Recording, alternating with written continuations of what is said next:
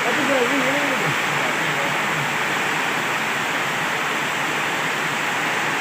Kenapa orang hidung? Kenapa orang ini kalau dia ni?